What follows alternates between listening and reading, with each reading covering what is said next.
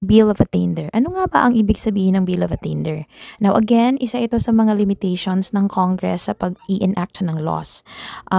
They are not allowed to enact a law which is a kind of Bill of Attainder. What is this? A Bill of Attainder is a kind of law which omits, okay? Nag-aalis siya ng due process. So, sinasabi sa batas na ito na hindi na kailangan ng due process, hindi na kailangan ng trial or hearing.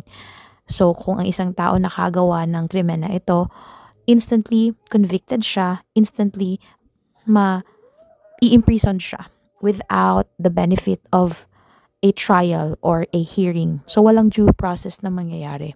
So, kung ganun ang law na gagawin ng Congress, it is a kind of Bill of Attainder. And it is not allowed. Therefore, it is null and void. Hindi siya pwede. Bakit? Kasi it will violate our rights to due process. In our rights under Bill of Rights, Article 3 of the 1987 Constitution, sinasabi na no person shall be deprived of due process of law. So meaning to say, lahat ng tao, lahat ng mga inaakusahan sa isang bagay or isang krimen, hindi pwedeng hindi dumaan sa proseso or sa due process.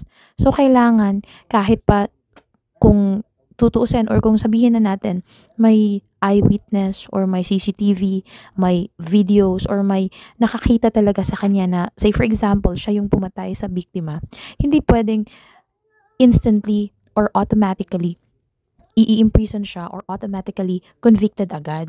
Kasi mabaviolate ang right nito to due process. Lahat ng tao, lahat sa atin, may karapatan sa due process. So kung sino man ang aakusahan or kung sino man ang makakagawa ng krimen, hindi pwedeng automatically convicted ka, i-imprison ka without the benefit of a trial. So ang ibig sabihin nito, kapag may batas na gumawa or may batas na ginawa ang Congress na nagsasabing no need for a trial, instant conviction, or automatically imprisoned, it is not allowed because it is a kind of a Bill of Attainder. Again, mabaviolate ang due process natin. The rights to due process is a constitutional right at hindi pwedeng mawala ang karapatan na ito. So, we have this principle that innocent until proven guilty. So, yun yung ibig sabihin or yun yung basis ng ating judicial system na kahit pa nga sinasabi ng ibang tao, bakit ba na-acquit siya? Bakit ba kailangan pa ng trial? Na kitang-kita naman nasa CCTV camera, kitang-kita naman nasa video, kitang-kita naman na siya ang gumawa, kitang-kita naman na ganito, ganon. Bakit pa kailangan ng trial? Hindi ba pwedeng ikulong na lang siya? Hindi ba pwedeng i-imprison na lang siya? Convicted na yan. 'Di ba? Yan yung usual na sinasabi ng mga tao, sinasabi ng mga ordinaryong tao. Sinasabi natin na okay, bakit ba kailangan may ganito? So this is the legal basis and this is the reason why there must be a trial, there must be a hearing. So every person who is charged with a crime, okay?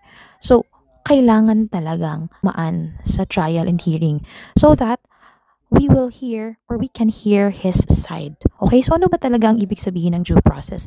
Due process means hearing the side of that person or that accused, hearing his side first before we judge or before we condemn him. Okay, so bago natin husgahan, bago natin sabihin na convicted siya sa isang crime, kailangan muna nating dinggin, kailangan na muna nating pakinggan ang side niya kung bakit niya ito ginawa. So that's the purpose of the judicial system natin. So the judge should hear first both of the sides from the prosecution and from the accused so that he or she will know what are the possible circumstances arose from that incident. Kasi pag sinasabi natin kailangan nating dinggin yung side ng accused, baka malaman natin based on the presentations of pieces of evidence based on his side, malalaman natin na okay, hindi pala talaga siya yung nag-una or okay, it was just a self-defense and therefore justifying circumstansya siya. Meaning to say,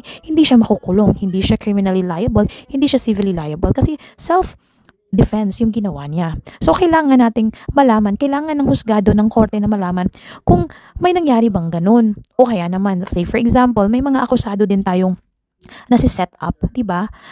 may ibang mga tao na nasi-set up lang, hindi talaga sila ang may gawa, hindi talaga siya ang gumawa ng krimen, but na-set up lang. So kung siya yung siya yung nakita ng dahil sa setup, siya yung nakita ng mga eyewitness na kunyari siya yung pumatay. It's very unfair, napaka-unfair at walang hustisya sa part ng akusado na ina-accuse siya sa isang krimen na hindi naman na talaga niya ginawa.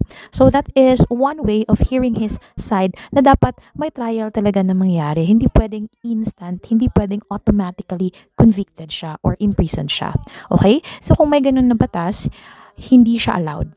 It is null and void because again, that is a kind of a bill of attainder.